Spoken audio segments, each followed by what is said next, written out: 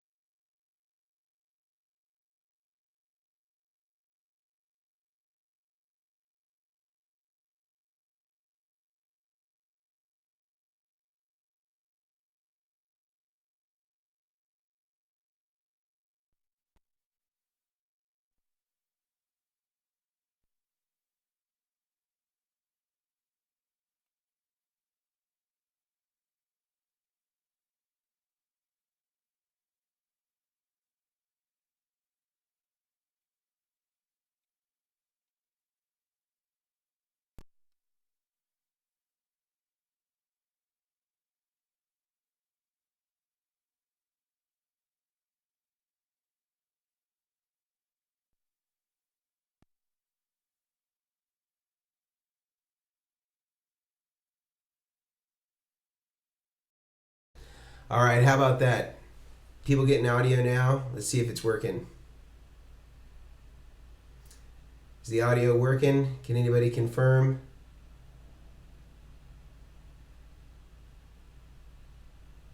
See if that's working.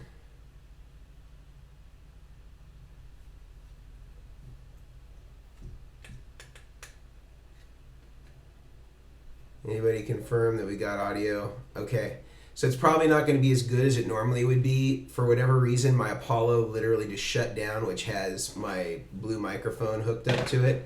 So I don't know what's going on there, but it's not getting phantom power, so I'm not able to get that going. But hopefully it still sounds okay. If for some reason this comes back, then we'll continue with that. But for now, we'll use the audio straight out of the monitor. Smale. Oh, thanks, Adam, for clarifying that one for me. So let's get started. I just want to go through a few quick housekeeping things. Again, if you're not familiar with the giveaway that we have going on, I'm going to bring it up on the screen right now. It's the Eddie Van Halen giveaway rig. And this is pretty much a part-for-part giveaway rig of the actual Eddie Van Halen rig used in 1968 or 1978 rather, and this has got all the same parts. It's got everything that you would want if you were a Van Halen fanatic, especially of the vintage stuff. The only difference is that there's no EP3 on there like he had. I have the Echoplex from Dunlop as well as the preamp, and you might ask yourself, well, why do I have two of those? They're different, or they're the same pedal, maybe presumably it's built into the delay already. Well, on a real Echoplex, the preamp is active all the time, and the Echoplex pedal is true bypass, so you don't always have the advantage of being able to have that mid-range boost all the time. So I had to add that separately from the delay so that you would be able to do that. And then I modded this GE10, which is what he used, and I put a foot switch on it, and also put a 9-volt on it. So it's just a little something extra that you get when you get this board. And all you have to do is subscribe to our YouTube channel, which many of you have already, and one of our other channels, Facebook or Instagram, which I know a lot of you have already, and then submit a video of yourself playing a song from Van Halen. It doesn't matter what song it is, and it doesn't matter the quality. So you can not be a great Van Halen player, but as long as you submit, you're automatically entered to win. So really easy to do that if you're interested in participating in this giveaway, and we're going to be wrapping that up this week. So really, really cool for somebody who's going to get to win, everything, all those vintage pedals. Just the flanger and the phaser alone are probably like $600 or $800, depending on where you get them from and the condition that they're in. So super cool thing. But let's dive in to some of these questions. Now that we have the audio somewhat taken care of, I still don't have anything on my Apollo, which is kind of interesting, even though I look like it fired back up, but for some reason I'm not getting my phantom power out of it. I don't know why that happened. Huh. Interesting. Anyway, all right.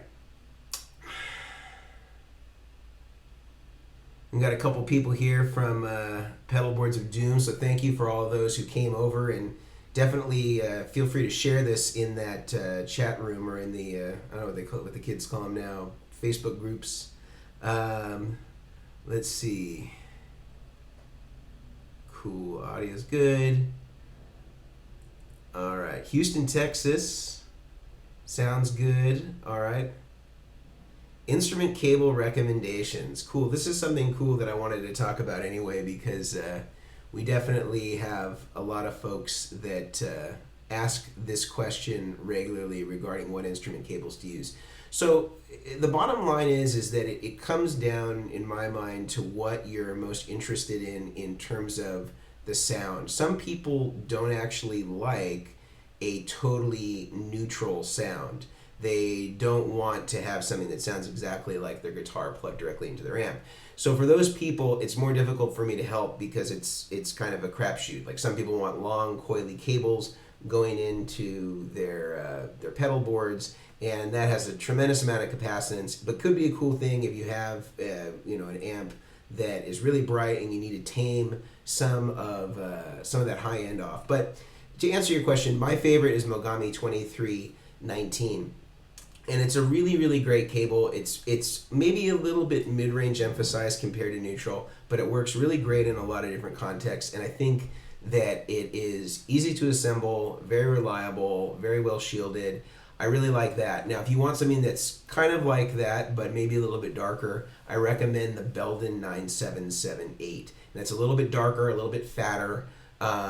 It's also pretty easy to assemble, nicely shielded, and those cables are both under $1 a foot in most cases if you were to buy them in bulk. And then if you buy them assembled, they're maybe it can be as low as maybe $30 and as high as maybe $60 or $80 depending on the length. I did find one place though, so good resource if any of you are listening. Go to eBay, and there's a company, I think they're called like Rain Song is the name of the company, and they're based out of Atlanta, Georgia. And they sell 2319 pre-assembled cables with Neutrik ends cheaper than I can buy the parts for. I don't know how they're doing it, but I've been buying cables from them for at least 2 years because they're so inexpensive. So check them out. I think it's called like Rain Song or Rainwater Sound or something like that. And they sell pre-made Mogami cables, so definitely check them out. Another cable possibility, would be the Gepco X-Band. That's another really good one. Or the Canary GS6 is also another good one. On the Pedalboard, though, those are a little bit too thick. All the ones I talked about are too thick, so I like the 2319 for Pedalboards. So that answers that. So let me know if you have any other questions for clarification. Let's go to another one here. Let's see. John F. Let's see this thing. Can I use a Strymon Ojai R30 to power a Boss ES8? Yes, no problem. The Boss ES8, I measured it, I think somewhere around 280 milliamps, something like that. So even with all the switches engaged, it's pretty low relatively, to other things. Like, it's about the same as most of the larger Strymon pedals. So you could definitely get away with the R30, no problem there. Next question.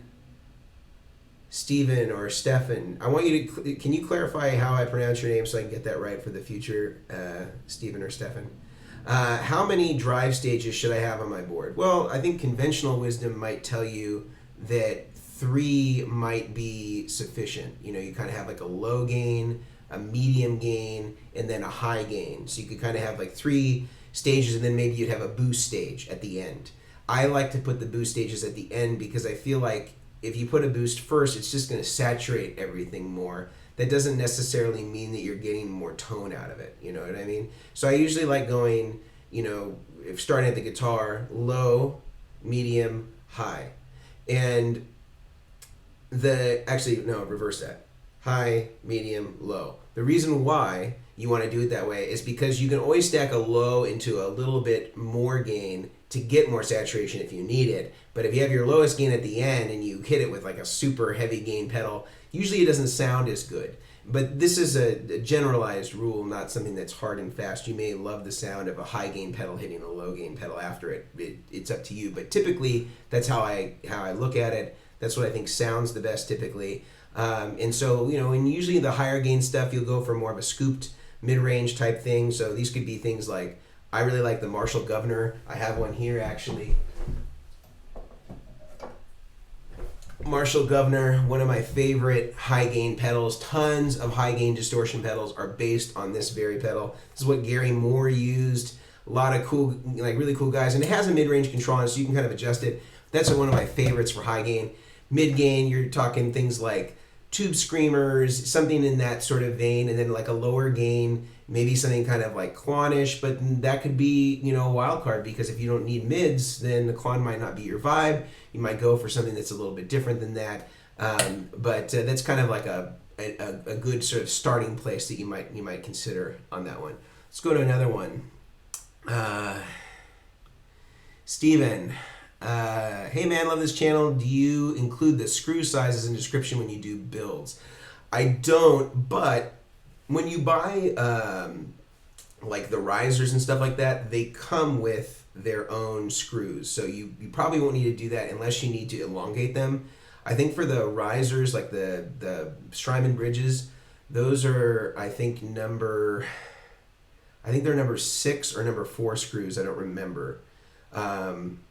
Actually, no, sorry. They're number 6 or number 8 screws, and I think that they're like 832.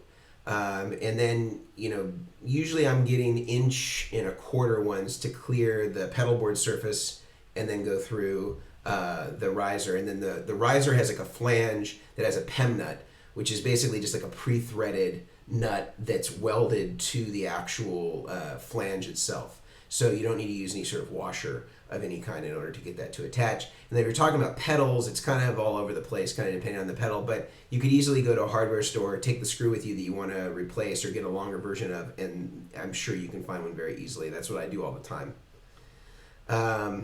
Let's keep going here. Also, don't want to ignore our folks over on Facebook. If you are on Facebook, I do recommend that you come and follow us over on YouTube, and that's not to have some sort of sick ploy to make you subscribe to our YouTube channel, but it's just easier for you to see what's going on while it's happening so that there's no funny business. I'm going to take a question real quick over from the Facebook side. I can't put it on the screen, unfortunately.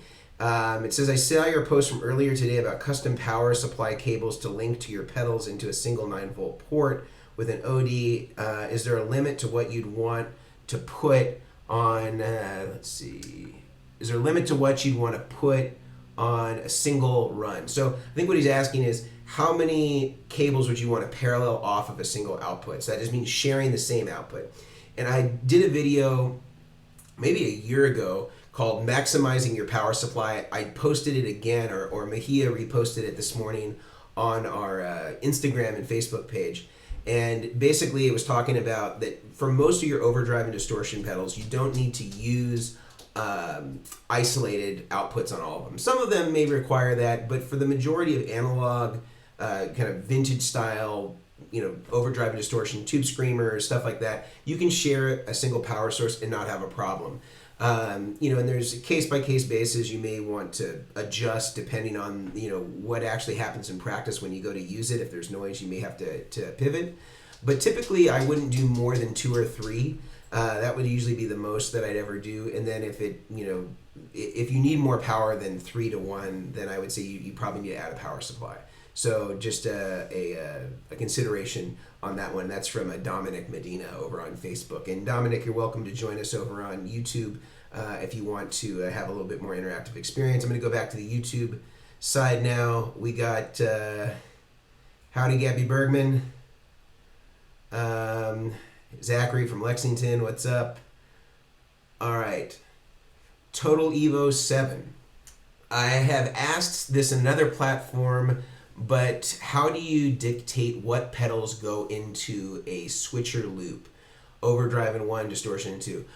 Well, in the old days, you used to have to, decide it based on what you needed to have instant access or MIDI programmable control over, and you had to put them in sequence the same way that you would pedals in series. But now most of the switchers have the ability to rotate the loops, so you could have it hardwired into loop 1 and then move it over to loop 7, so you wouldn't necessarily have to keep it in the same loop as it was wired in order to get the most out of it. So that's kind of a cool thing that a lot of the modern switchers, like the ones that I've mentioned in my switcher video, the Boss ES8 is one of the best ones for the money. The Musicom Lab is fantastic, but the Rolls-Royce with switchers is the RJM, the Pedalboard Controller 10, the PBC10. That's the Rolls-Royce of switchers, and you can really, there's nothing that you can't do with that switcher, and it's really, really optimized for people that play live. Ordinarily, you would think about it the same way as series pedals to answer your question, Total Evo 7. But with the new switchers, you can really have anything anywhere. And a lot of them, you can even mix them in series or parallel, which is a really cool feature, especially for a lot of the ambient stuff or even drives. So, cool thing to have. I'm going to jump over to Facebook again for a second. This is from Christian. He said, "Hey, Doctor, you rock. Thinking about buying a buffer. I like the Sur one, but you told me on YouTube that I'll need 2. Can you please explain that to me?" Okay, so basically the question is in our recommended list, and I think I actually have it posted in this video. It has a list of all my recommended products, and the Sur buffer was one of those, and I had recommended that to Christian for his rig. And I said he would need 2 of them if he liked that buffer. And the reason why is that the Sur is only an output buffer. So there isn't 2 separate buffers like on the Mesa Boogie buffer where there's an input buffer and an output buffer. So the Sur just has 1. So if you wanted to use that as a dual buffer system, because I recommend that you not only buffer the input of your system, but the output of your system as well, the Sur will only do one or the other. You can't have it do both. So that's why you would need a second one in order to make it really isolating the pedal board from the amplifier and the guitar from the pedal board. So that's giving you the closest sound of the guitar plugged directly into your amplifier. So that's why I recommend it, because it's only taking care of half the puzzle, right? Because if you have an input buffer, if this is the first pedal in your chain, and you have a buffer right before it, as soon as you turn on this pedal, the buffer does nothing from that point forward. So that's why the output buffer is super critical, because you're not relying on any one pedal to have to drive the line too far. So investing a lot in an input buffer is kind of a crapshoot, because as soon as you turn any pedal on or you hit a buffered pedal after your initial input buffer, that buffer is nullified from that point forward. So you can invest in a $500 Pete Cornish input buffer, and if you have a compressor right after it that's always on, your Pete Cornish buffer is only buffering the cable that goes between it and the compressor right after it. So you're paying $500 to buffer a 6-inch patch cable. It makes no sense. So that's why you have to have it on the input and the output. Let's go over to our friends back on YouTube. Let's see. Stuntman John 65. Somebody asked me this last time. I don't know if it was you. It probably wasn't you. If you're asking me this time, I haven't tried it. There have been a couple people that have asked about it, but I haven't had a chance to try it, so I'm not sure. I can't answer that question yet, but hopefully in future. Let's go over to Dre Batista. I love Echoplex pedals. I used the Love Pedal Echophonic for years. Now I have a Catlin Bread Bell Epoch. However, the MXR is getting me curious. The MXR is the best one to the original EP3. I can't speak to other versions of the Echoplex, but I've owned several EP3s, and I own an EP3 now, and it is the closest that I've found to that. The only downside is if you really want the true Echoplex thing, you have to buy the preamp as well, because the preamp in an Echoplex is running all the time, whether the delay unit's on or off. So you're getting that color to your signal no matter what. So when you turn off the Echoplex from Dunlop as true bypass, you're not getting any benefit. And I'm not sure at this point, I haven't been able to verify whether the same preamp that's in the separate preamp is also built into the preamp of the delay side of it. So I haven't been able to make that determination yet, but maybe somebody from who knows Dunlop pedals better can explain that to me. All right, let's take another question. This is from Ricky Reed. Opinions on Mogami versus Bestronix soldered cables. Both great. It just depends on what you like better. I would say Bestronix has a little bit more top end to it. Mogami has a little bit more mids to it. But they're very similar, both very well built. Can't go wrong. If you had the option to get either, I wouldn't frown upon either choice. So I don't think you can go wrong either way. So that's where I fall on that one. Let's see. Hunter George. Howdy. Opinions on Velcro as the base and Duloc on pedals. I don't fly often, but some builders have said that 2x Duloc, even different sizes, don't hold like Velcro. I hate dual Velcro though. I don't know who's saying that, but they're out of their minds if they think that Velcro holds better than Duloc. They're probably not offsetting the two different types of Velcro, the two different types of Duloc. So I always use two different types. I have SJ3550, which is a less dense pattern of loops on the pedal. And then I use SJ3551 on the base, the surface that it mounts to, and it's a much denser loop pattern. I've linked those below, so you can actually check it out right now if you're curious about the differences on those. But if you offset it like that, you have to use a plier or a crowbar in order to remove it. And I also have some crowbars that I recommend that are actually made out of plastic for upholstery that will do the job if you don't want to damage your pedal and you need to remove it. So I think if you're using the right type of Duloc, you should be just fine. Let's see, anything on no other takers on Facebook. We're going to go back. Let's see.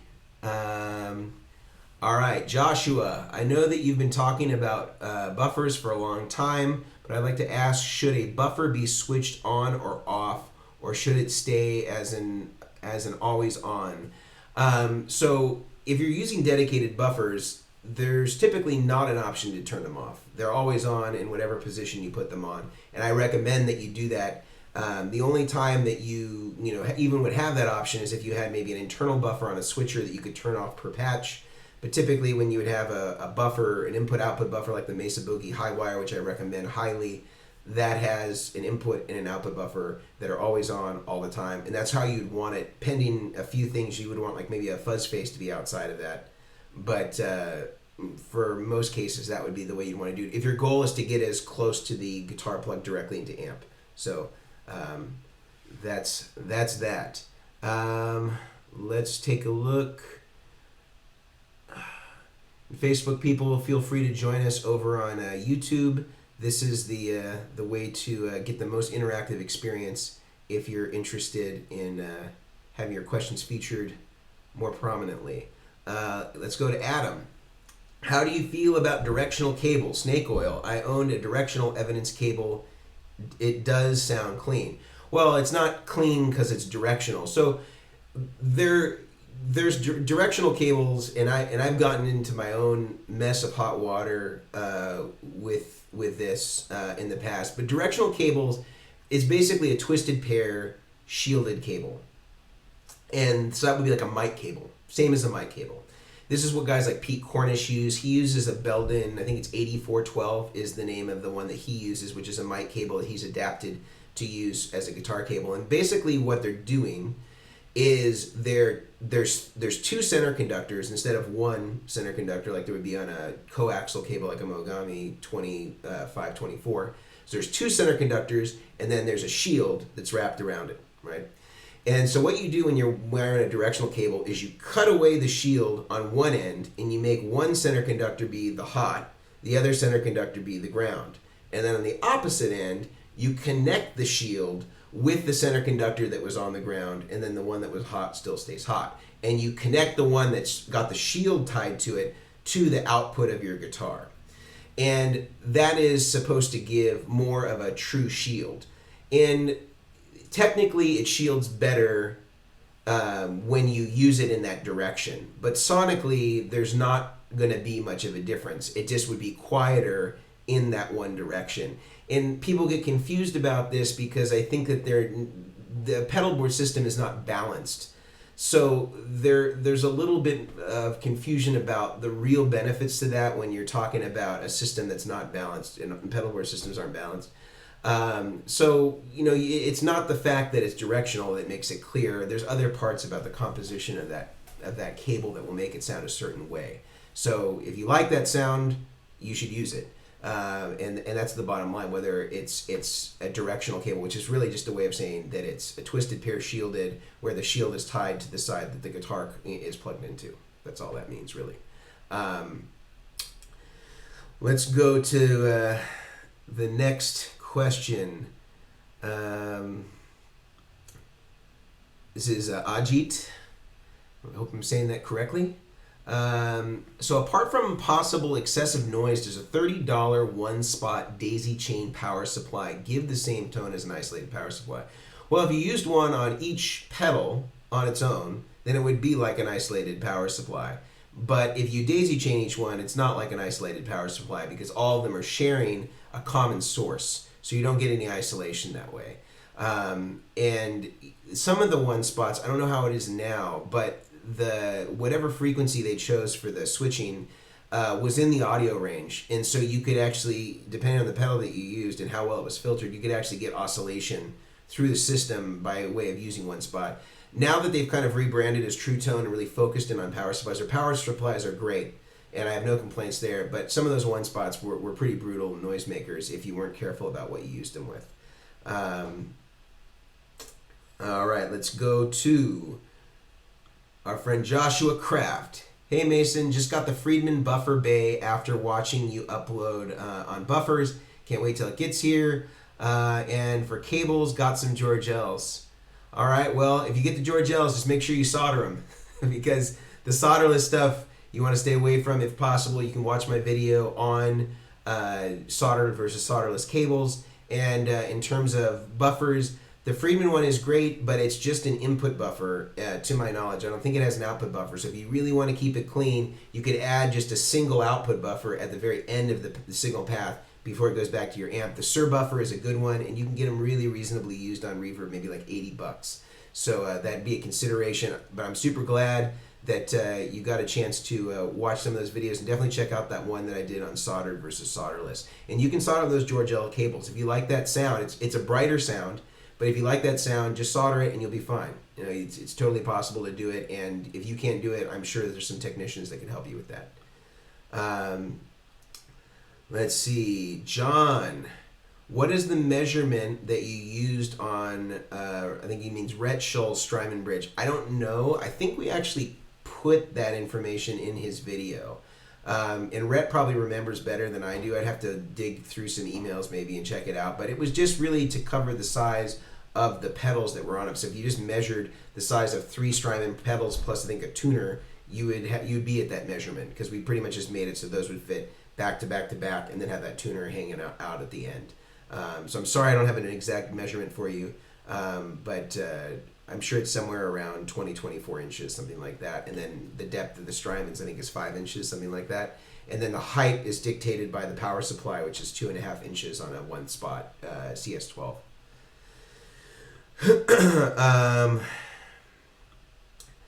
Dennis, should one use buffers on acoustic guitar rigs? Well, it depends. If you have active pickups, then the input buffer is pretty irrelevant. And then if you're going balanced out to a PA or mixing board, then you really don't need one on the output either. If you're going into a tube amp or something like that, then you may consider getting an output buffer.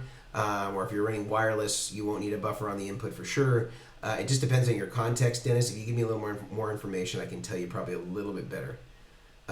Just a reminder to folks over on Facebook, if you join us over on YouTube, we have a little bit more interactive experience for you. That's where I'm kind of hosting the primary questions that you're seeing being asked. All right, this is Tesla Chad. I need to buy a True Tone One Spot CS12. Can I power my MS3V? I don't know about the V version, but a normal MS3, no problem. I think you would just use one of the 500 milliamp outputs on the CS12. And it can even go, I think, through maybe even a little less than that. I did a rig building an MS3 that you can see in our playlists for Rig Doctor. It was probably about a year ago for my buddy Zach Norman.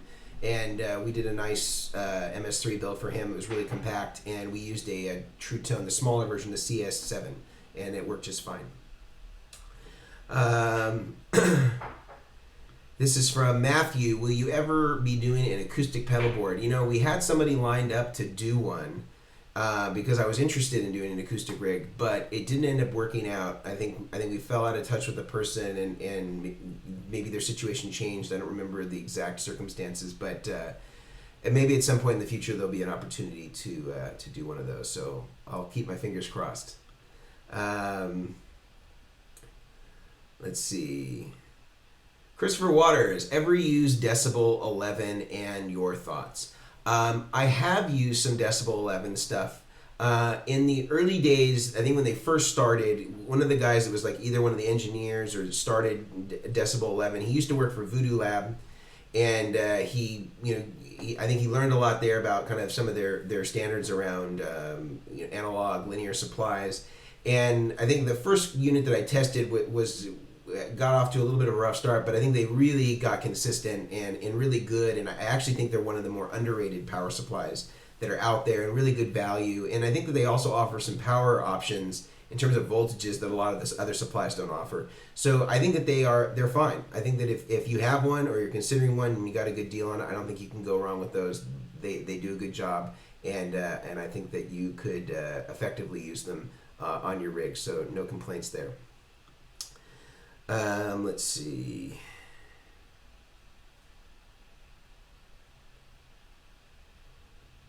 So Stefan Ken, okay, I got the thing all dialed in. Okay, let's see. Polog, how many pedals can I daisy chain from a single output of a CS6? I would say no more than 3, but probably 2. It depends what it is. You just have to make sure that it's under the current requirements of those 3 pedals. So if you had a 200 milliamp output, you'd want to make sure that the 3 pedals that you would parallel together would be under that. But as long as that was happening, then you should be okay. Let's see.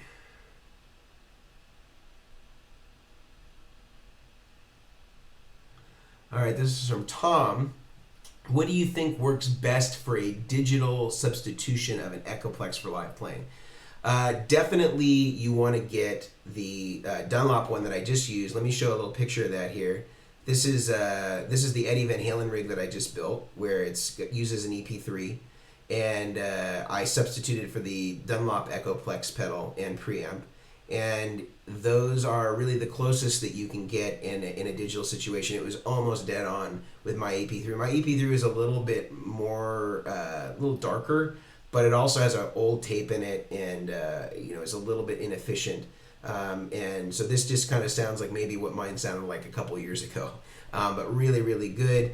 I just want to shout out to our friends over on Facebook. If you're on Facebook, I put a link in the description above so you can join us on YouTube, which is a little bit more interactive experience where you get to see the questions as they come in live. So for any of you that are still on, Andre or John or David Levy or Moises or Mew, you can join us over on YouTube and you can watch us live here. It's a little more interactive experience for everybody. All right, let's take a look. All right, Stringman340. I love a flatboard with a bridge and a live-in case. Can you recommend on pedalboard cases with the situation, preferably one that rolls. I don't recall any videos seeing you with making board cases. I actually don't make the boards or the cases. Get Off My Case, that's GOMC. They're the ones that make all of our pedal boards, but they also make cases and flight cases as more of their main gig. They kind of just do pedal boards for me, and we're actually going to be offering, this is a cool factoid for everybody, we're actually going to be offering Vertex branded pedal boards. They're going to have laser etched U-channel with the Vertex logo around the circumference, and custom sizes that are pre-made to fit in Pelican and SKB air cases, so super lightweight. And it will come with Duloc Velcro, zip ties, tie-down mounts, same stuff that I would use.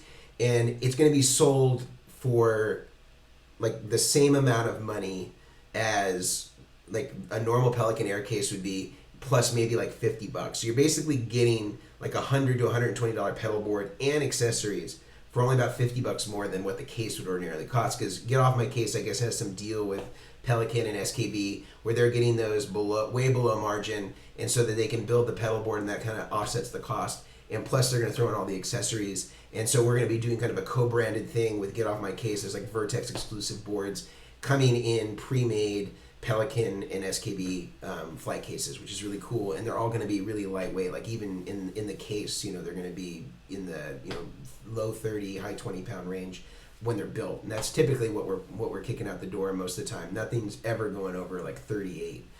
Even for the really big stuff that you see that are going in like SKB gun cases. So to answer Stringman's question, though, I'm sorry that I took that aside.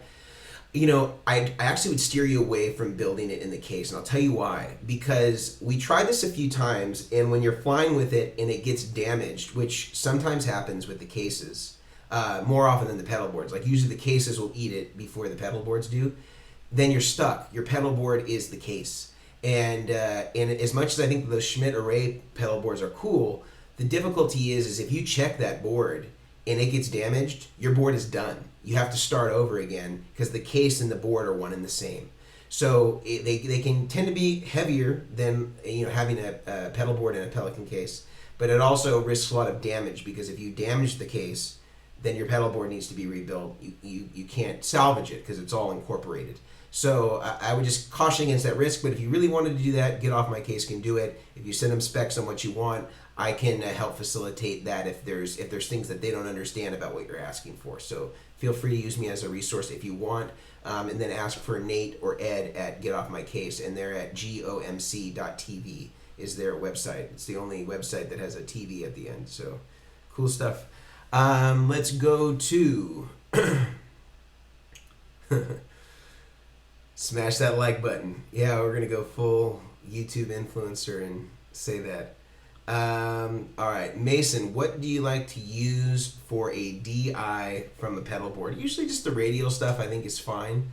The SGI I think has just kind of become the industry standard. It may not be the best one that's out there, but it's certainly 9 times out of 10 if I'm building a rig that's going to be DI'd, that would be the one that people would use for pro stuff. Let's see. Dr. Dave Miley. I'm thinking of getting a True Tone, I think you mean CS12, to power my Gig Rig G2 system. I am getting some noise out of my Gig Rig Even Flow and Doubler. I don't like the True Tone power, I like the True Tone, I don't like the Gig Rig power supplies.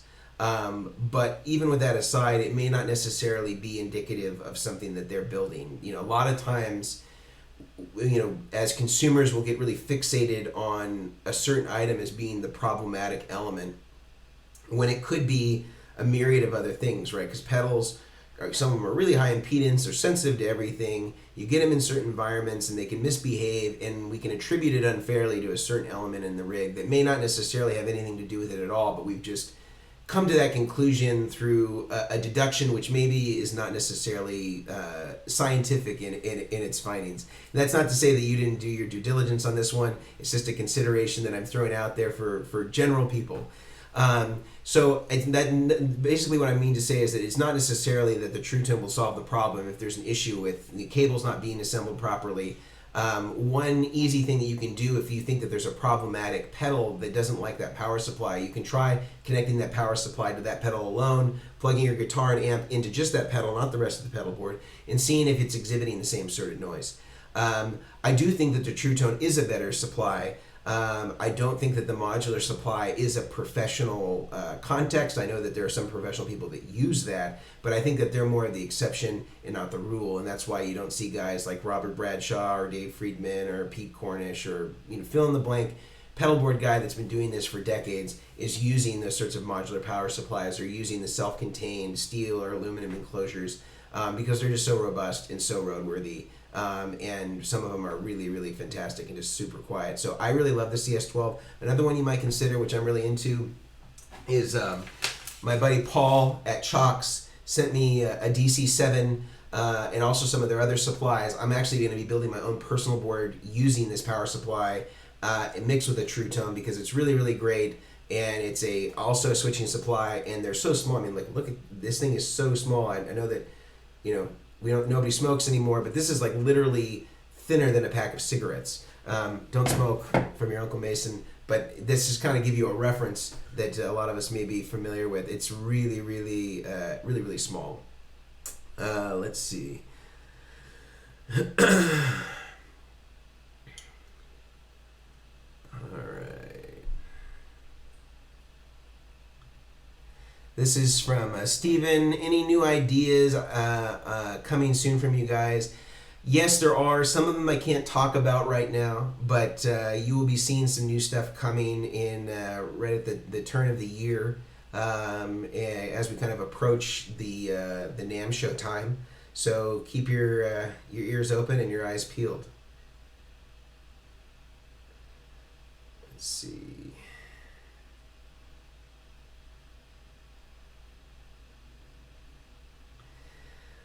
All right, Zero EVH rig. We're gonna get that wrapped up here this week. I just showed a picture of it a little bit earlier, but I'll feature it here again just so you can take a look. It is done. So we're just kind of getting the final demo of it shot so that everybody can kind of hear what it sounds like in all of its glory. But that should be wrapping up here in this week or so. Yar, is the built-in Empress reverb buffer the same as their standalone? I highly doubt that it is. Usually in built-in buffers, they're not using the same buffer as they would in a standalone, just because the expense to do that would increase the cost of the pedal to the point where they would have to charge so much more for the pedal that it wouldn't make sense. They probably are just focusing on keeping something that could maybe reasonably drive a line to another pedal, but not something that's going to be able to drive a 50-foot cable or something like that without any loss. So I would doubt it, but I'm sure that if you contacted Empress, they could probably verify if those two are the same, but I would be surprised if it were. Let's see, John, as you're setting up a new pedal board, what order do you follow as far as fastening Duloc, power, audio cables, etc.? This is a really good question. So typically the first thing that I do, and some of my videos kind of cover this if you watch some of the time lapses, first thing I do is I lay everything out and I pencil all of it out where I want it to be loose, no Velcro yet. And I kind of write in the names of where everything's going to go. And then I will apply Velcro to the back of the pedals, fasten those down to the pedalboard surface. I'll then remove them, and then I'll mount the Strymon bridge if there is going to be one, just because I don't want to get all of the pedals, full of sawdust. And then I mount that part and I reapply them, make sure everything's applied on the bridge, and then I'll get into routing power, after power, audio, and then after audio, then I'll test everything. If everything's sounding good, then I'll fasten the bridge for real. Get it kind of everything nice and neat, do a good job cleaning it with an air compressor and all that stuff, and then it will be ready to go to its final home. Let's see.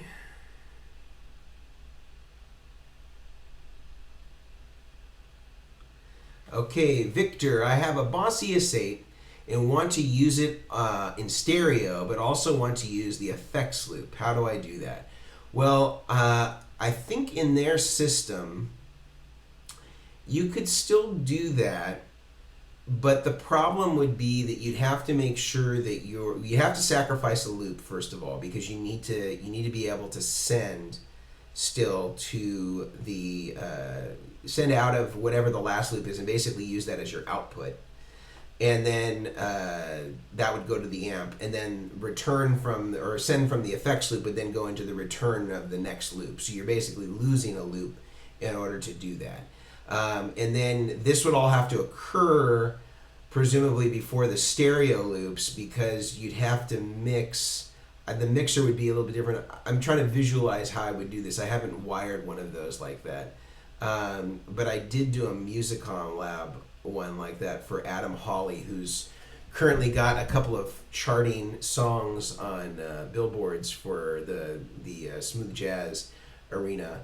But he's a great player, man. Plays with like Brian McKnight and Natalie Cole and a bunch of other artists. And then also has this great solo career where he's charting on the smooth jazz charts. But I think we actually had to do some of the routing for him in the interface that we built for him separately. So there'd be like a toggle to switch some of that stuff. If you email me, I can see if I can dig up that diagram of how I did it and send that to you. But it's still going to require that you build some outboard stuff in order to facilitate that, because you're going to have some way of splitting that left and right that's in the stereo side, and then putting just the left into the effects loop, because you can't have both the left and right in there. I think the left is the designated mono side. So you can email me about that on vertexeffects.com. It's sitting over here on this side, so you can email us through that, and I can see if I can dig that up for you and send that over, or have one of our guys do that. Let's see. Trent, Uncle Mason, in regards to the bass pedal question from last live stream, there is definitely a hole in the market for good 2B15-ish preamp DI. There's a Noble, but that's an arm and a leg. And I think that guy from Noble is actually in the Bay Area. He's here in California somewhere. I think that could be cool. I guess I would need kind of like better access to like real tone freaks that are like bass players, because all the guys that I know are all guitar players.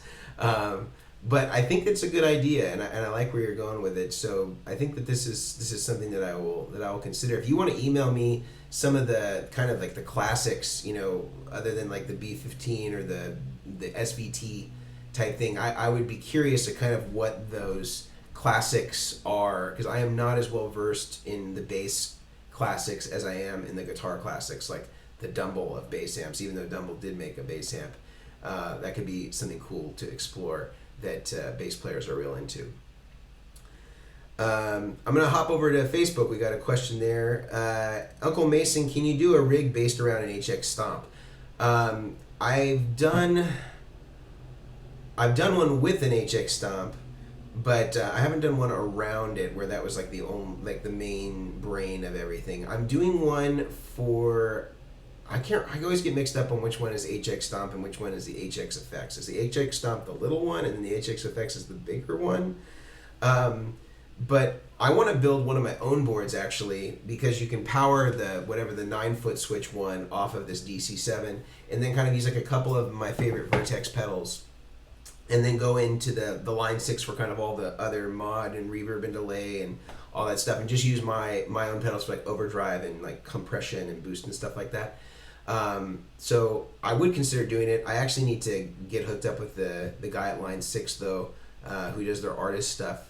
See if maybe they can give me a bro deal on one of those, or trade me some pedals, because all the pedal companies always want to trade for stuff. So see if we can make a deal. I have one here right now, but it belongs to a customer. But I've definitely considered doing something like that, just to kind of have something small that would be easy to take around. Let's see. Stephen Walker. How do you figure out how long you need to make a patch cable via soldering in order to not have too much excess cable after you get the cable plugged into the pedals? I want to make my own cables. Okay, cool. We're actually doing a video on this right now that we just finished shooting today. But essentially, I make all the cables on one side in advance of starting any rig.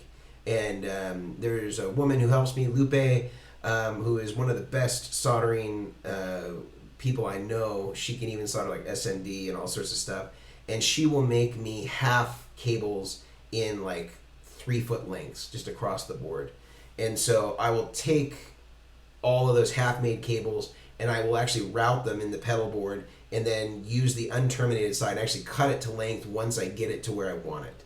And so then that way I kind of leave more cable length than I need, I route it, and then I solder it once it's sort of almost completely in place.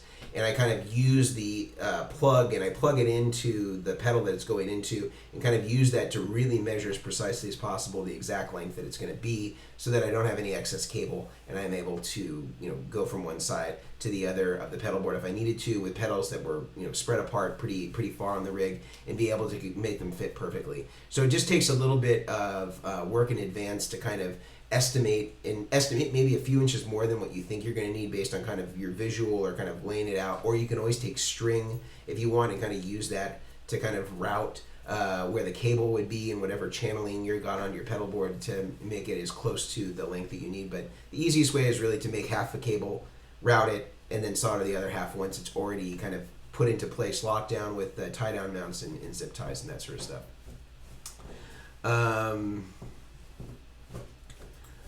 All right, we got Mr. Dave Miley again. Lately I've been using my timeline H9 after my loop switcher. I just program them to be on or off. And yeah, that's a thing you can do with a switcher. You don't have to have your MIDI control pedals in the loop. You can actually use your switcher to turn them on and off if they're connected to MIDI, just using the continuous controller messages. So that's kind of a hip thing that a lot of people forget that they can do. Like with Rhett Scholl's rig, if you haven't checked out that rig, it's kind of what got this whole thing started. He was in fact the guy that started calling me the rig doctor, which is just stuck. But essentially what we did is we put all of his drive and analog... Zeke, what are you doing, buddy? My dog's kind of destroying his bed right now. Anyway, so with Rhett's rig, we put all the analog kind of drives, distortions, fuzzes in the loop of his ES5, which is the smaller Boss looper. And then all of his Strymon stuff existed outside of that and was controlled by MIDI. So he can turn stuff off with MIDI, he can turn stuff on with MIDI, and he doesn't actually have to physically touch anything. And so it kind of actually is sort of a hack to using pedalboard switchers and not having to get the biggest one to have every single pedal in the loop. If it's got MIDI capabilities, you don't have to have everything live in a loop. So just a cool point here reiterated by Mr. Dave Miley. Let's go to Kyle Benjamin. Were you running Tosin's rig in stereo in the demo? I wasn't running it in stereo. I was running it split.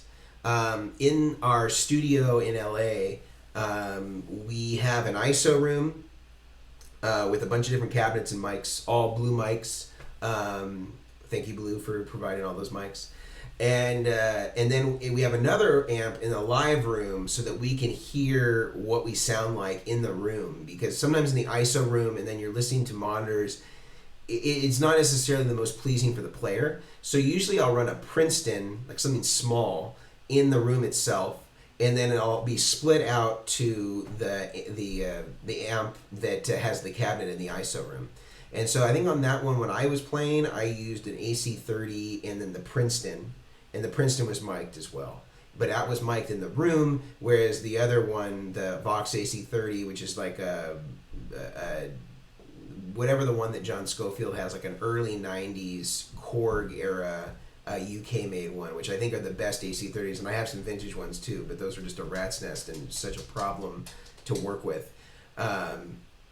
So we had that one running in the ISO room with Alnico Blues, and then I had the Princeton in the room with me, so I could kind of hear that, so that it didn't feel like I was, listening to something, mic'd far away. So let's see. That's my dog. I think he's greeting the postman. Let's see. All right. So we have Stefan. Fuzzes before or after buffers. You have to use a fuzz if it's germanium or kind of a fuzz face style using transistors. It has to be before a buffer. Can't use it after a buffer. It will affect the tone greatly. Let's see. Hunter George, EHX, it's Electro Harmonics, for those of you who, I'm sure everybody knows that, is a big no-no, a bit cheaper, but way too big, and has minimal functionality compared to even the Boss switcher. If you want the simple functionality of an EHX, get a DAD. I don't know how much it costs, so I don't even know the comparison, but usually the budget one that I think of that's great is the Boss ES8. It's a budget switcher. It's really inexpensive for what it is. Offers everything that even some of the best ones offer. The only ones that I think are really better than it are the Musicom Lab and the RJM are the only ones I really think are better than it when you consider value versus function. So definitely check that one out if you haven't checked it out already. Lincoln Brewster. I wonder if this can't be the real Lincoln Brewster. Guitar player Lincoln Brewster. Booster before or after volume pedal? Well, I like our Vertex Boost, which incorporates the volume pedal into the boost. So it has an expression out that you can either split using an insert cable to go into any volume pedal that you want, or you can go into an expression pedal and use that as a volume pedal. But essentially, in this case, it isolates the impedance of any volume or expression pedal, so you don't have the tone suck associated with the normal volume pedal. But typically, when you have a volume pedal, you want it to be used as an attenuator. I like to use it as an attenuator, as like a master volume for all the drives. If you want the boost to be able to add more volume after you've already attenuated, then you would put it after. But typically, you would put a boost before the volume pedal so that it would attenuate the entire signal, and then you'll have your delays and reverbs after that, so you can still get your delay and reverb trails when you cut the volume pedal. So that's what I would say. Where does a rainbow machine belong in your pedal board? I don't remember what that does. So tell me, Stuntman John 65, what that does, and I can help tell you more. I don't remember. I don't know what some of those I know it's an earthquaker pedal, and I know I've used one on a board. I don't remember what it was. I don't remember what it did. So I'm sorry. All right, let's take a look. We got Adam. This evidence cable is solid core, not 3 wires. I know because I soldered it. Well, if it's solid core, then that would be a suspicious claim to make. If it's coax, then it can't be directional. And that's not just me making that up. That's science. So unless he's disproved physics, if that's really the claim that they're making, then that would be inaccurate. But if it sounds good, then it doesn't matter. You know, you like the way it sounds, then it is good. If it sounds good, it is good.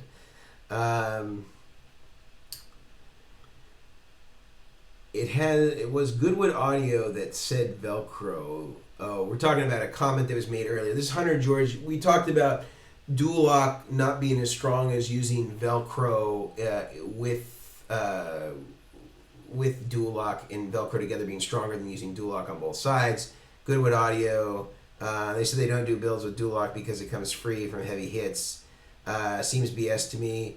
Yeah, I think that's BS, and I wonder too, where they're located. They may not have access to all the different loop patterns of Duloc, and so maybe they can't get as dense of a Duloc as is available here. We're lucky that 3M is a United States, Minnesota-based company. I've never had this complaint. I've probably built 1,000 rigs or close to 1,000 rigs since the mid-2000s. So I've never had this complaint. The only thing that's ever come off a board has been a volume pedal, and it was because it didn't have enough Duloc on it. And then I stopped using Duloc on volume pedals for the most part and just mounted them through the board just because they're so heavy that when there is impact, the inertia can pull that up. It can produce a lot more force to bring it off. But typically, if you're using the right Duloc, you cannot pull a pedal off with your bare hands. It's impossible. Just a reminder to those of you who are on Facebook, we're streaming this live over on the YouTube side, and I've posted a link in the description, so you're welcome to join us there if you want to have a little bit more interactive user experience. So just a quick note there to our friends over on Facebook.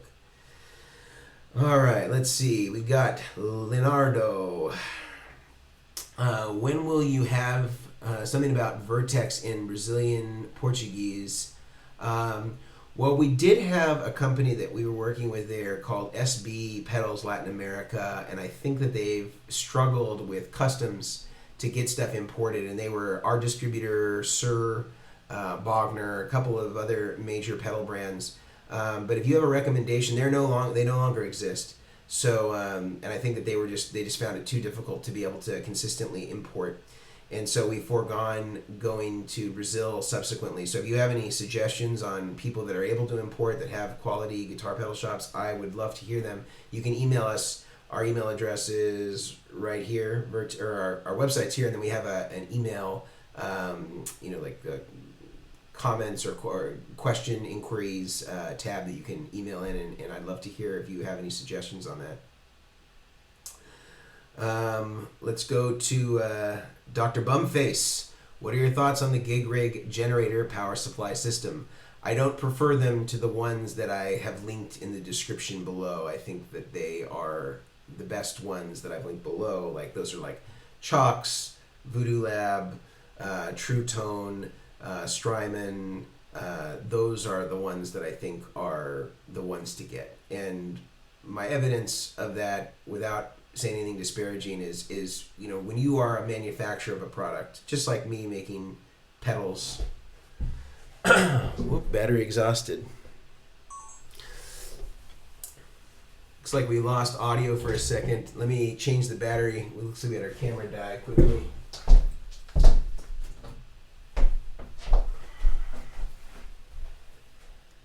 I'll need about 10 seconds to change my camera battery.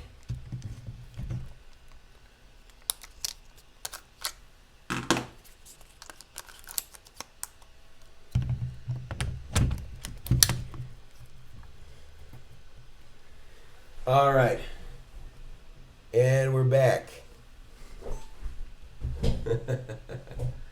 All right, should be good. So back to the gig rig. So thoughts on the generator. So I don't know at what point that cut off. So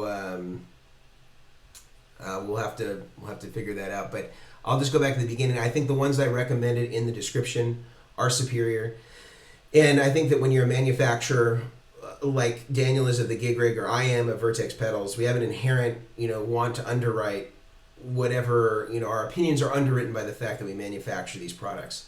And, they work great for Daniel and his processes, and he has a huge following of people that he can, kind of help explain this to.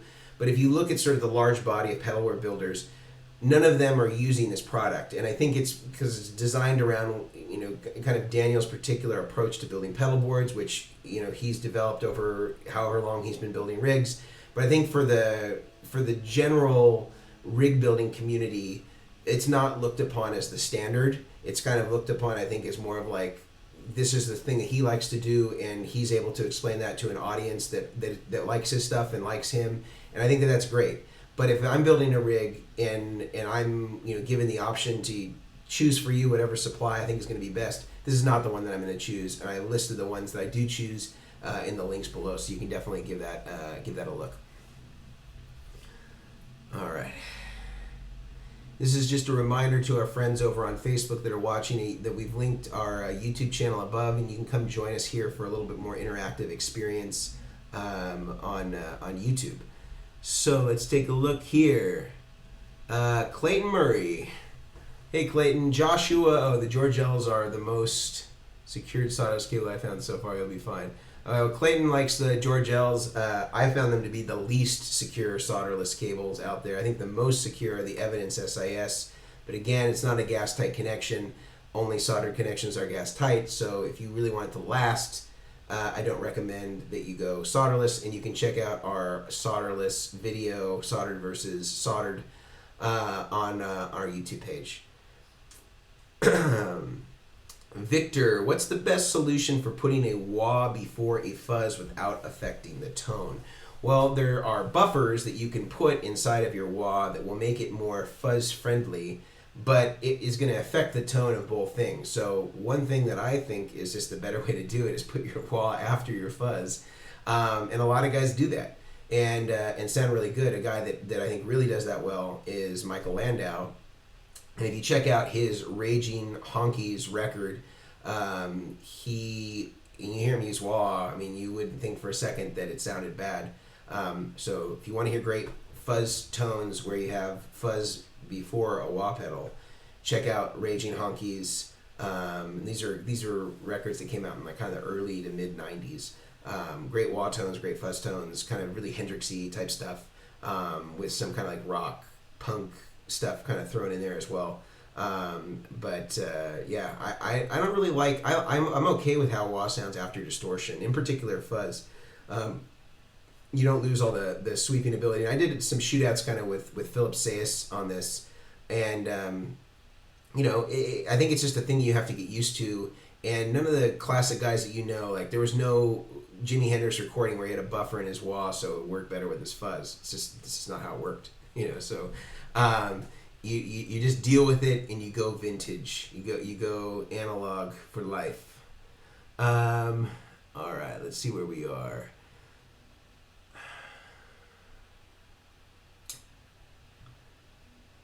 Rafito. Hi Mason, power supply for MS3. You could use any of the ones that I listed in the description below, except I don't know if the Voodoo Lab has enough juice for it, the Pedal Power 2, but all of them should. One of them that I'm really digging right now is the Chalks DC7. I've also linked this below, and any one of these outlets could power it just on its own. Let's see.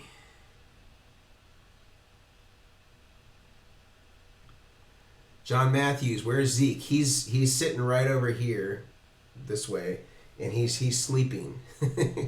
He's sleeping. Actually, I just kind of heard him cry a little bit because he was having a dream. So maybe at some point he'll wake up and he'll want to join. For those of you who don't know, Zeke is my dog. Over on the Facebook side, we have Marcelo. Marcelo, you can join us over here on YouTube. I put the link above in the Facebook feed there. Let's see.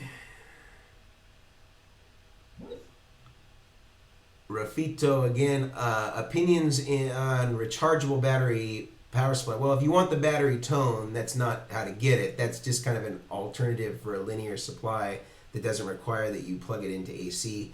I haven't used them for my personal rig, but I know that some people have and they've had success. I've never evaluated it on a kind of a rig building type platform as a standard, so I don't really have a really informed opinion other than if they're done properly, it would be very similar to a linear power supply. Ripple Bear, Chase Tone Secret Preamp, EP3 preamp circuit stacked with almost any decent delay. I promise you it's really good. Yeah, actually my buddy Mark, I put a secret preamp on his rig, and it's a nice kind of booster that has a nice kind of mid-range color. Definitely no complaints. If you want that kind of mid-range kind of like warmth and fatness that Echoplex does, it definitely will do a good job at that, no doubt. Harout. How to use one output from a one-spot CS6 power supply to power two 9-volt pedals is a good idea. If they are analog pedals that don't have clocks, that are low current, this would be things like analog overdrives, distortion devices. That would be no problem. If you're trying to do other stuff that's digital, has clocks in it, at least things like choruses, phasers, flanger, stuff like that, you wouldn't want to combine. Sometimes those can create a clocking issue if you're combining them off of one output. Not always, but sometimes. But the best way is to test. So build the cable, where you tie shield to shield, and the center conductor to center conductor, and you parallel them together. You have one cable coming out, and give it a try, and see what it does. Let's see. We got Marcelo over on Facebook. I'm going to take a question there since we've ignored our Facebook friends for a little bit. How to prevent ground loops in pedal boards? Well, a lot of times when people have ground loops, it can sometimes have to do with how they're routing their cables. Sometimes people are using effects loops and have the cables on the send and return really spread apart. that can create more ground potential between the cables. In fact, if you have an amp with an effects loop and you have it wired for an effects loop, you should actually try taking your send and return cables and moving them apart and together, and you can actually hear difference in the noise floor just by doing that a lot of times, because having them together typically creates the least amount of noise. But I would say biggest thing is isolated power supply. It's going to really help with that. Keeping your amp, your pedal board on the same ground is very important to isolate that problem. If you're using stereo amps, keeping those on the same power. If they're not on the same power, you need to have an isolation transformer in order to correct for that. Those are some basics. High quality shielded cables for audio and power, also a really good idea to keep the noise down as much as possible. Let's go to Santi. What pedals do you recommend to improve the sound of stock pickups? A cheap Cort electric, EQ and compression, no matter digital or analog. So what pedals do you recommend to improve the sound of stock pickups? Well, I don't know that there's anything wrong with stock pickups. If the pickups are really terrible, I don't know that any pedals are really going to help you. Maybe just put the money into the pickups. Because you can get like Fender custom shop pickups like Texas Specials or Fat 50s. You can get those pretty inexpensively. So I would say look there first before spending, $50 or $80 on a pedal. I think you can get a set of decent pickups for $50 or $80. Because I don't think that the pedals are. I don't think you're going to be buying what you think you're buying if you're getting pedals to solve a pickup issue. It's like going to your heart surgeon when you need an oil change. You're going to the wrong guy. Let's see, Dr. Anthony. I get digital noises from my TC electronic Polytune when I use the tuner output. How do you suggest running it as an always on situation? Yeah, so there's a lot of issues with a lot of different tuners when you're running them into a tuner out situation. So the easiest way to get around that is when you use a tuner out, which I don't recommend you ever use on a volume pedal unless it's active. It's got a buffered tuner out, and it's typically buffered volume pedals will have a buffered tuner out. A good example of a great one is made by Halen. They make probably one of the most robust volume pedals on the market. It is active, and it has a buffered tuner out. So what happens when you just have something floating out there? You just have this load that's sitting out there that can oscillate, it can create noise, and it doesn't have anything bringing it back on the output side. And so you don't want to have any sort of parallel loading situation going on, which is what's happening with those tuners.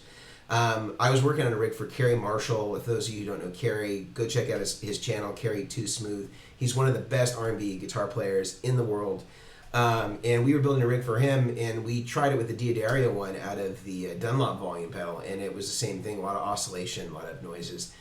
We ended up actually having to go to a different tuner as a result of that, just because it didn't like to have the passive guitar pickups driving it off of a 250K pot.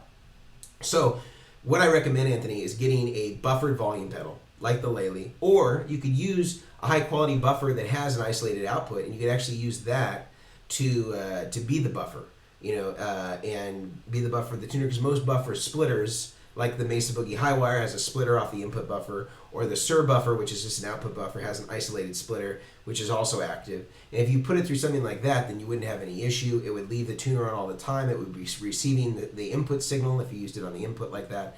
And you wouldn't have any worry about oscillation, because we'd be getting a high quality, low impedance signal, around 100 ohms or something like that, and you're not going to get any noise through that. So I would say either get an active volume pedal or get a buffer of some kind.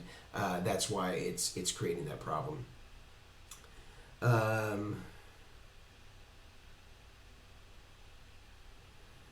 Let's see. This is Luis. Can I connect a Boss MS3 to a CS7? I got 3 Wampler pedals, an exotic wah, and 1 boost and a pitchfork. That should be no problem.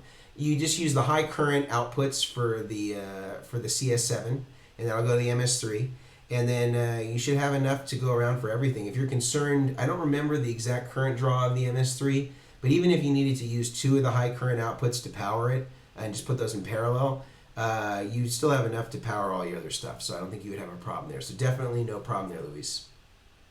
Or Lewis. Lonnie, I have a pedal pod system that I'm using, and it has a built-in buffer for the input and one for the output. Okay. I don't know what the pedal pod system is. I don't know what kind of buffers they use. So I don't know if there's a question in that or that's just a statement. But clarify that for me if there's a question there that you want me to go after. Jay Ballmer took your advice and rewired the pedal board with Mogami cable and GLS plugs. Now it's going to be amp and guitar cables. What do you suggest? So I think you got to go Mogami 2524, which is just the thicker diameter of the ones that I've talked about before. That's linked in the description below. And I also mentioned a little earlier in the stream that there's a company called like Rainwater Sound that's on eBay, and they sell Mogami pre-made 2524 cables cheaper than I can buy the parts for. They use high quality nitric ends, silent ends on them. They're incredibly priced. Like I think a 10-foot cable is like $30 or $24 or something like that. Like I can hardly buy the parts for that, let alone the time to assemble it. So pretty outrageously good price. So check those guys out on eBay. I've been buying cables from them for about 2 years. I don't even make my own instrument cables anymore, the ones that go to guitar or to amp, because they make them so well and inexpensively. So check those guys out.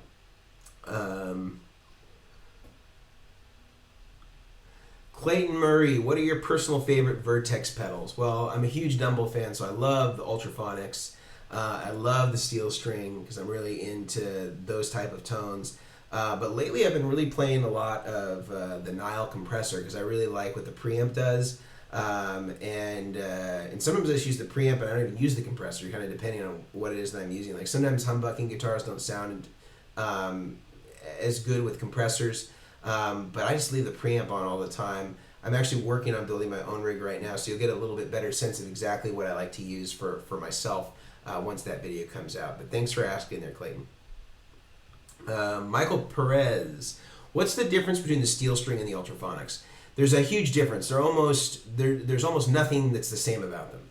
So steel string is based on a steel string singer, which is a Dumble that there was only about 12 or 13 of them ever made. John Mayer, Stevie Ray Vaughan, those guys are kind of the big users of that particular amplifier. And so it's really, Strat centric as far as the tones that we recognize from it. Really big, fat, round compression. Whereas the Ultraphonics is based on the Overdrive Special. We actually had multiple generations of Overdrive Special to voice this on. And for the steel string equally, we had an actual steel string singer, the very first one ever made, to voice that on. Now, there's a lot more Overdrive Specials out there, so we had way more samples in order to base our actual our pedal by that amplifier because we had so many examples of it. But that's kind of the really typical like Dumble that everybody knows: Robin Ford, Larry Carlton, Carlos Santana, that type of really sweet, saturated, really sustained kind of fat overdrive lead tone. So they're really kind of like two opposite ends of the Dumble spectrum. One is the really classic kind of overdriven sound. The other is like the big, fat, clean, kind of compressed, just like huge type tone that Stevie Ray Vaughan and John Mayer and guys like that have. So really, really different. They work great together. It's like the tone of the gods when you turn them both on. They're just like incredible. But really, really different. Just depends on what you want and what kind of the Dumble sound that you envision. And then we also have the HRM, which is a third version, which is based on an EL34 version of the Dumble Overdrive Special, which kind of has a little bit more of a Marshall-y vibe to it. Really great rock and roll pedal. And again, totally different than the traditional Overdrive Special. So they actually have three different versions of flavors of Dumble depending on what your vibe is. All right. Bailey, have you ever worked on guitars for percussive fingerstyle players where they use extra pickups inside? What's the best spot to put a transducer pickup inside to get the best percussive sound? I have no idea. I am not, I don't work on guitars, and I'm sure that there must be somebody more equipped to answer this than me. So I'm sorry that I can't give you a more succinct answer. Let's go to our friends over on Facebook, though. We have a couple more questions in there. And Nick Goodson asks if clean boost should go before or after overdrive or distortion. I like it after, because when you put a clean boost before distortion, it just saturates it more. It doesn't actually add more volume. So I think it's a better idea to actually go after the distortion, so it's just adding volume and output. It's not changing the chord tone that you have before it. This is just a reminder to our friends over on Facebook that if you are watching this, we have a full interactive live stream going on YouTube, and that's actually linked above in the Facebook description. So you can join us here, and it's just going to be a little bit easier for you to kind of see the questions. It's all broadcast in HD. I think it'll look a lot better. I think you'll be a lot happier with the result, but we're still happy to have you nonetheless on Facebook. Let's see. I'm gonna go for about 15 more minutes here and see if how many of these we can get through. So let's see, where are we?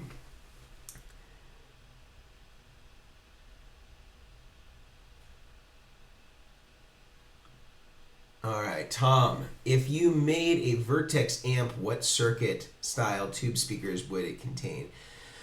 Well, I wouldn't do an amp. It's a really hard business to be in right now.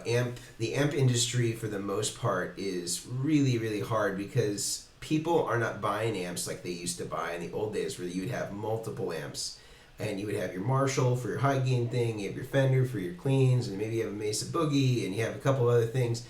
Now, so many people are kind of building their entire pedal collection around a specific type of amplifier, usually a cleaner amp. So, it's sort of like when you're buying an amp now, it's like buying a refrigerator. It's like you have that refrigerator for 10 years, and you're not having multiple refrigerators. And so that makes it really difficult for amp manufacturers to sell multiple amps or to people who are going to buy multiple amps. Once they have an amp, they're kind of set. So that's kind of why I don't get into that. But if I were to do it, I would say really clean, lots of headroom, great pedal platform, lightweight, single 12, high efficiency speaker combo. So, probably talking at least 50 watts, something like a classic lead 80 would be, something that you might want to consider, something along the lines like a Black Shadow, that kind of vibe might be a good one to use. Something like, what would be another speaker, like a G1265 could be good, or the Redback from Celestion. I really like those. And then as far as the platform, I think you'd really have to go with kind of a classic Fender Blackface style circuit. But there's a lot of guys that do that right now and do a really good job of that. So that's why I kind of think I wouldn't be bringing much to the table. I think the only thing that maybe could be improved upon is just making them lighter, more compact, and as much headroom as possible. Let's see. What kind of conditioner do you use in your hair? I don't know. I don't know what it's called. My wife gets it for me. Yeah, if it's critical, email me. The website is over here somewhere, and you can email me, and I will look at what the actual brand is called. I have no problem giving up on my hair secrets. All right, oscillation overdrive, Vertex effects. What is the best way to deal with effects with hidden or unknowable settings, such as the Strymon Source Audio Neo Instruments, unknowable when one knob controls two settings? Well, I guess if you don't know if it's unknown and it's not affecting the sound, I don't know how critical it is. I don't know. I never, for what I do, for what I like, I use pretty much all analog stuff, even delays, and then for my one analog or my one digital delay, I have a Boss DD2 that I like. And then a Nova delay, but those don't have any hidden settings. Everything's on the face. And then for reverb, I use either the Boss Fender version of the reverb, or I use a Digitech Hardwire RV7, which is like a Lexicon style reverb. So I don't really know a lot about the secret settings on any of those. Like typically, if I am using those on a rig, I can help some guys maybe set some basic settings, but I wouldn't say that I have like beyond a normal person's knowledge who uses Strymon stuff on how to do deep dives into that stuff. And if it is a special setting that you're using for a specific effect, I mean, I would just create a preset around it and then recall it through MIDI. If it was something that was like such a one-off that it couldn't be something that would be easily accessed from the top side of the panel. So I hope that answers your question. If it didn't, just write me again. All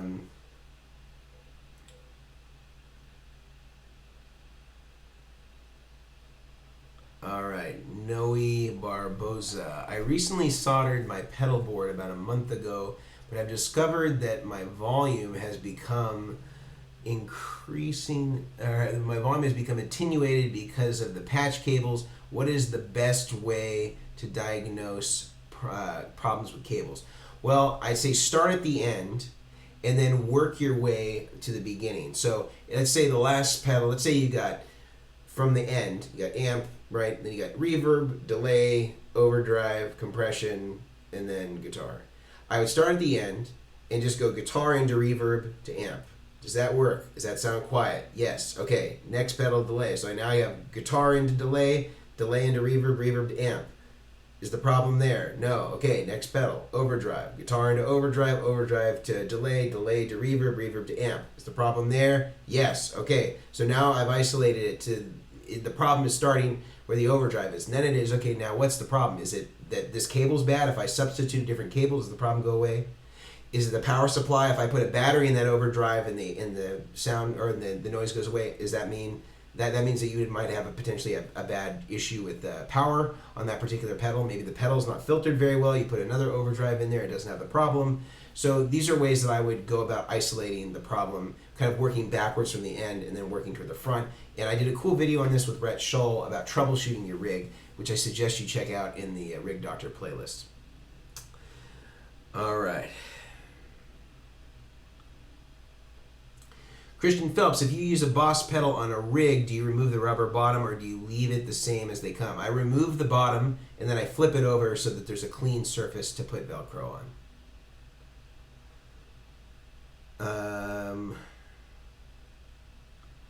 John Matthews, are cable testers reliable when it comes to tone? No, they're not. They'll just tell you if it's passing signal. It doesn't tell you the quality of that signal. So sometimes you'll have stuff that reads okay, but then when you go to plug it in, it sounds really muffled because it could be one wire of the center conductor that's like holding it together or something like that. It doesn't tell you the quality of the signal. So you definitely want to test it to see not only that it sounds right, even if it's making connection. Because sometimes you'll get connection and it will be a really terrible quality signal. I'm going to take a couple more questions here. I also have my wife texting me simultaneously. So let me just make sure that I attend to whatever that possible question is.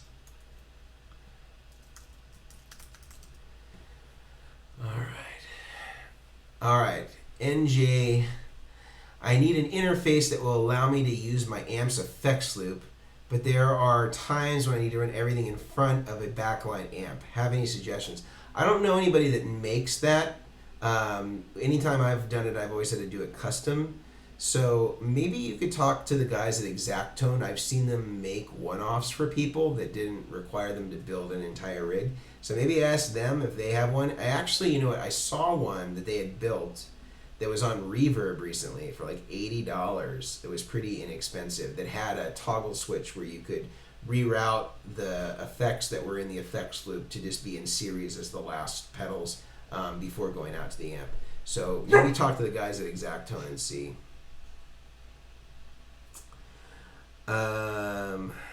Let's see. Mike Cabrera, Mogami 2314 or the BTPA cables in the Tosin Abasi. The Tosin Abasi pedal board was the Vestronic cables. That's what we used there.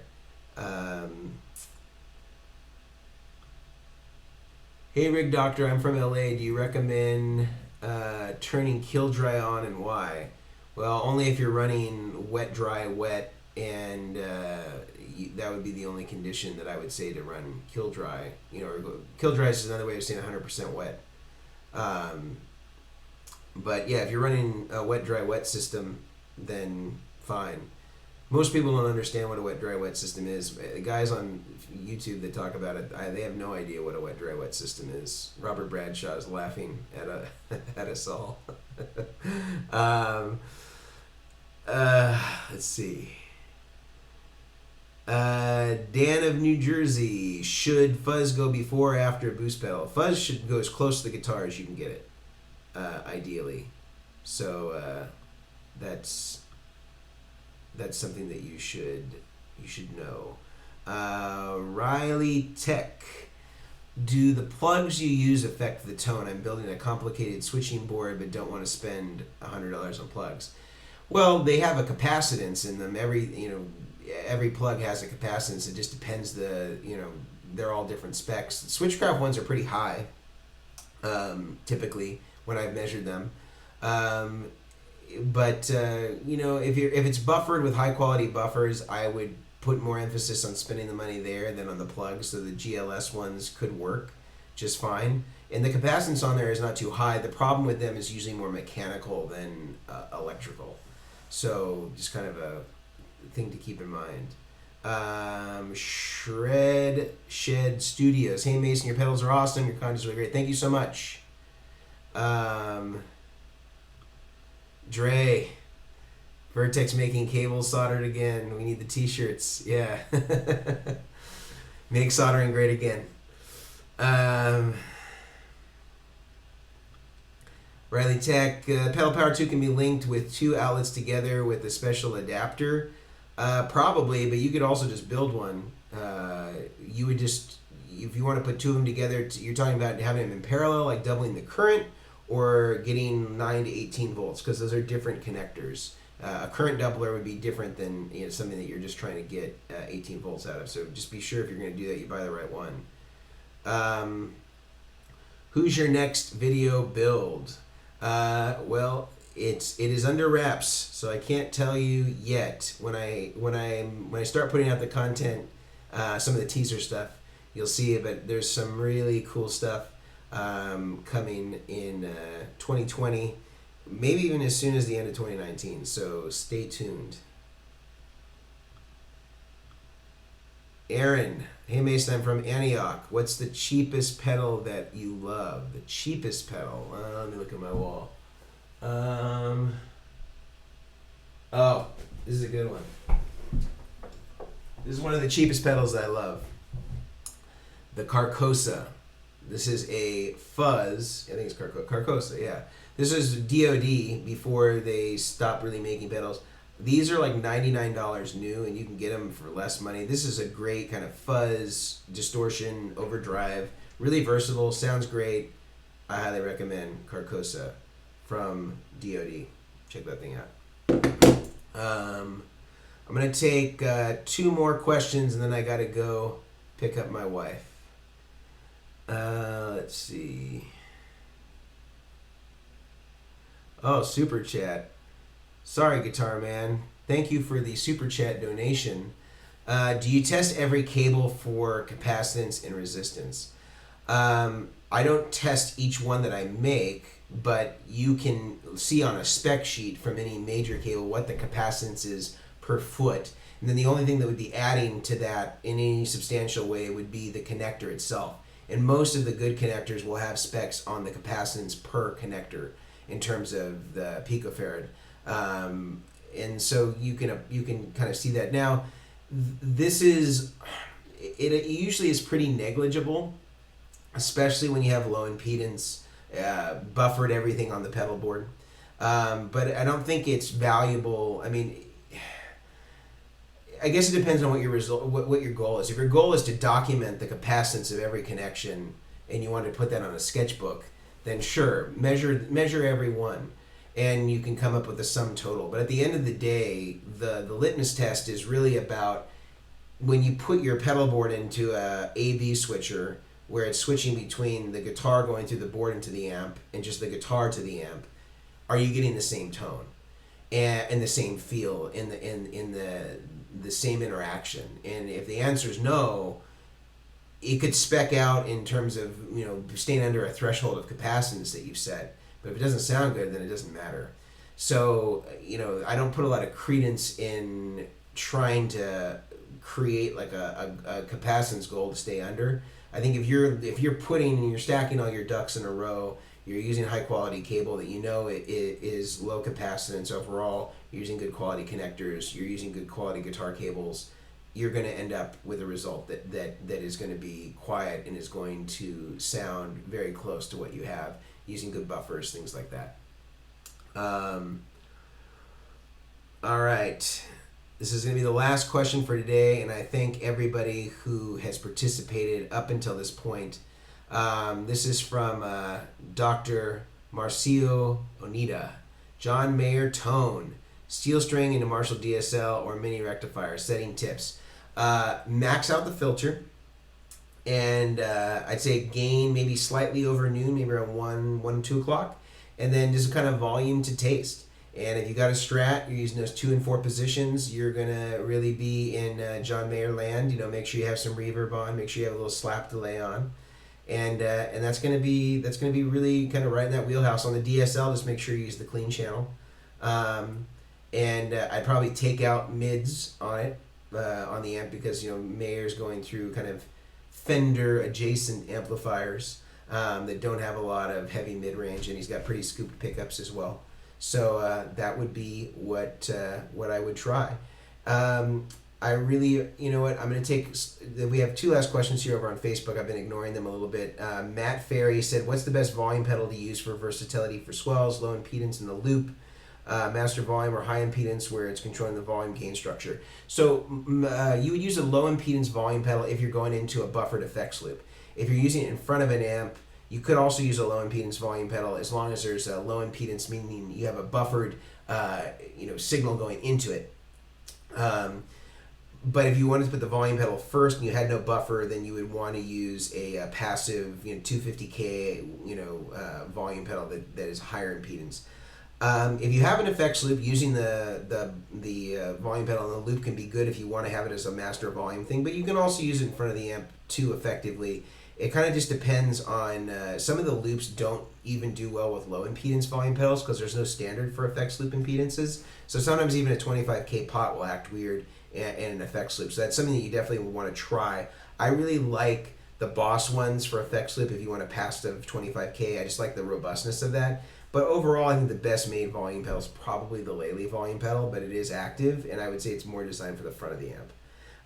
And then Kane O'Donnell, what do you think of the Boss pedal buffers? Not good. Don't use them. If you're using it as your buffer, and you're saying, well, I don't need a buffer because I got a Boss pedal, like that's not a buffer. That's like a flip flop JFET thing. It's not. And when you put a Boss pedal in your chain, it's not just one buffer. There's like 3 or 4 buffers inside the Boss pedals sometimes. They will attenuate your signal if you use enough of them. So that means they'll actually bring the overall level of your signal down. You should definitely check out my video about buffers if you haven't already, Kane. And that's on YouTube. That you can check that out under the Rig Doctor thing. So thank you all for participating today. Again, if you're on Facebook, we stream these more interactively on YouTube, so please check us out there. If you haven't already subscribed to our channel, I know that we say this all the time, but it helps us, it helps our channel if you subscribe, if you hit the bell icon, and that's just that little bell that kind of is next to the subscription button. That just sends you a direct message in your YouTube feed when we come out with new content. Or not, even if you subscribe and you don't hit that bell icon, it won't always show you that we have new stuff out, because there's an algorithm just like there is in your Instagram and Facebook, where you only see a certain percentage of the content that's created. So if you want to make sure that you're always on top of this, that you know that we're coming out with a live stream, that you know that we have new Rig Doctor builds that are coming out, this is the easiest way for you to know that. I would really appreciate it if you would give us a like, if you give us a comment in the description below. All this stuff helps us so that it's easier for me to continue to create this content. This channel has grown tremendously. We've been doing this for 9 months. We have almost 33,000 subscribers, or 30,300 subscribers, something like that. So thank you so much for all of your support, all of your help, and I look forward to doing the next one of these with you. So thank you to all.